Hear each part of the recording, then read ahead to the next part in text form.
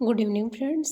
देखिए आज हम लोग ये जानने की कोशिश करेंगे कि प्रगति पत्र किस प्रकार से हम लोग तैयार करते हैं। तो देखिए हम लोग ने बीएड में ये प्रगति पत्र तैयार किया था इस प्रकार से, तो हमें लगा कि आप लोग से ये जानकारी शेयर करनी चाहिए ताकि जिसे इसकी भी ज़रूरत हो वो इस तरह से इसको तैयार करें। तो देखिए अब जिस विद्यालय का भी प्रगति पत्र बनाना है उसका नाम इस प्रकार से, पहले एक पेज आप लेंगे, उस पेज को 2 फोल्ड करेंगे। 2 फोल्ड करने के बाद आप इस तरह से आगे वाले पृष्ठ पे इस तरह से आप लोगो, उस विद्यालय का नाम, जिस विद्यालय का आपको प्रगति पत्र तैयार करना है उस विद्यालय का आप लोगो लिखेंगे। लोगो लिखने के बाद आप उसके बाद उस पत्र पे बीचों बीच लिख दीजिए प्रगति पत्र, और सत्र देखिए 19 और 20। आप कोई भी सत्र डाल सकते हैं, वो आपके ऊपर है। मतलब आप 1 साल का होता है कि कोई भी प्रगति पत्र जो होता है बच्चों का, या रिजल्ट कार्ड कहिए इंग्लिश में जिसको कहते हैं, तो एक सत्र का 1 साल का होता है, आप जानते हैं। इसलिए यहाँ पे हमने 19 और 20 को लिया है। तो इस तरह से आप भी ले सकते हैं। और यहाँ देखिए विद्यार्थी का नाम लिखा जाएगा, आप यहाँ नाम लिखिए, चाहे विद्यार्थी का नाम आप लिखिए। तो हमने यहाँ पे नाम डाला है और वो किस कक्षा में बच्चा पढ़ता है, और यहाँ भी साइड में एक वर्ग रहता है, और फिर माता का नाम, पिता का नाम, जन्मतिथि, और किसी एडमिट कार्ड में विद्यालय का नाम भी रहता है और मोबाइल नंबर भी रहता है, लेकिन हमने इसमें ऐड नहीं किया है। ये विद्यार्थी के लिए होता है, तो विद्यार्थी के लिए जो भी चीज़ें ज़रूरी होती हैं उसमें इसको हमने ऐड किया। अब इसके अंदर का पार्ट देखते हैं।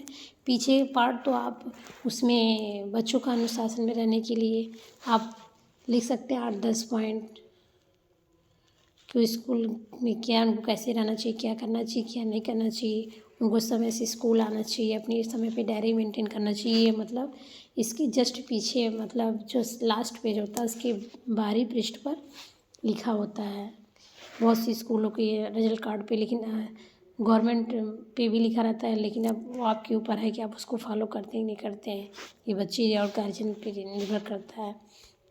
तो फिर देखिए यहाँ इसकी ये अंदर का पार्ट, मतलब जो अंदर पूर्णांक दिए जाते हैं बच्चों को, उसमें का ये है विवरण। तो यहाँ देखिए ऊपर लिखा होता है प्रगति विवरण और परीक्षा फल, मतलब उसमें जो मतलब मार्क्स कंप्लीट होते हैं वहाँ पे देखिए लिखा होता है। और फिर यहाँ सत्र हमने देखिए लिखा हुआ है। फिर यहाँ भी माता का नाम, पिता का नाम, बच्चे का नाम, कक्षा और वर्ग, यहाँ अनुक्रमांक होता है और जन्मतिथि दोनों होता है।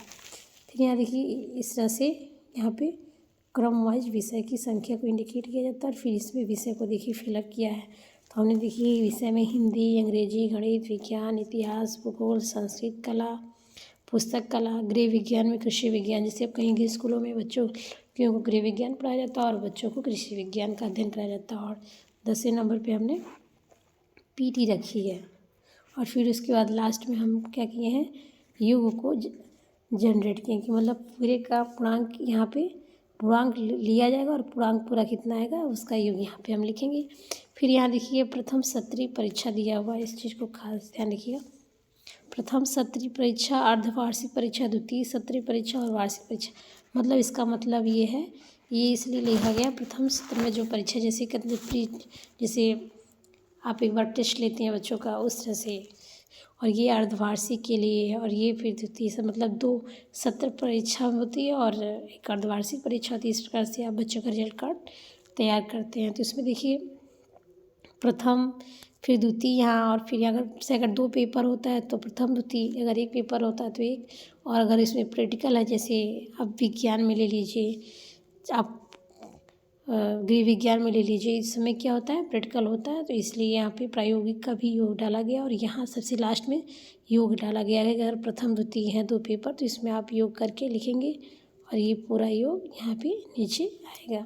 इसी प्रकार से जब अर्धवार्षिक की परीक्षा होती है तो अर्धवार्षिक का भी देखिए पूर्णांक इसमें लिखा जाता है, फिर प्रथम, द्वितीय और प्रायोगिक और योग।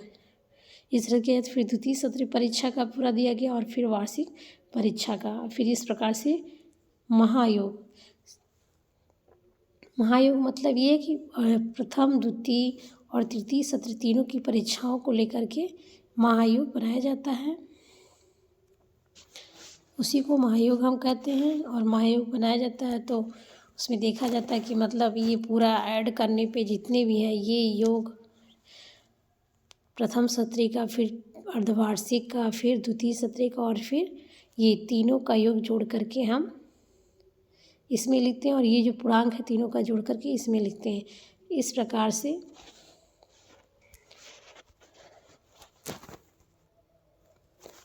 से हम सभी का पूर्णांक को ऐड करके यहाँ जितना भी पूर्णांक रहता है सबका ऐड करके इसमें लिखते हैं और प्राप्तांक जो भी इस बच्चा प्राप्त करता है उसको हम इसमें, और इस प्रकार से उसके इस लास्ट वाले योग से और ये प्राप्तांक को देखा जाता है और इस प्रकार से उनका कक्षा में स्थान निर्धारित किया जाता है। वे उत्तीर्ण है कि अनुत्तीर्ण है ये निर्धारित किया जाता है और फिर वो किस श्रेणी के 3 श्रेणी ली जाती है, प्रथम द्वितीय तृतीय ली जाती है, रैंकिंग की जाती है हर क्लास में। तो इस प्रकार से हम लोग आज देखें कि इस प्रकार से रिजल्ट कार्ड तैयार किया जाता है और ये मतलब जानना चाहिए ताकि हमें टीचर बनने के बाद कोई दिक्कत ना हो।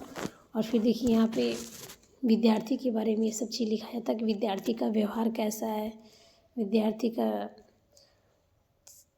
उपस्थिति कितनी है, ये सब यहाँ देखा जाता है, ये सब लिखा जाता है। और इसमें यहाँ टीचर भरता हुआ इसको टीचर सभी कॉलम को भरता है। यहाँ हस्ताक्षर अध्यापक करता है, यहाँ अभिभावक का होता है, फिर यहाँ प्रधानाचार्य का हस्ताक्षर होती है और यहाँ वो दिनांक लिखा जाता है जिस दिनांक में ये लिया जाता है और यहाँ प्रधानाचार्य की भी साइन और मोहर दोनों रहती है। इस प्रकार से ये पूरा प्रगति पत्र इस तरह से बच्चों का बनाया जाता है। तो अगर आपको अच्छा लगे तो इसको आप शेयर करिए, हमारे चैनल को लाइक और सब्सक्राइब करिए। धन्यवाद।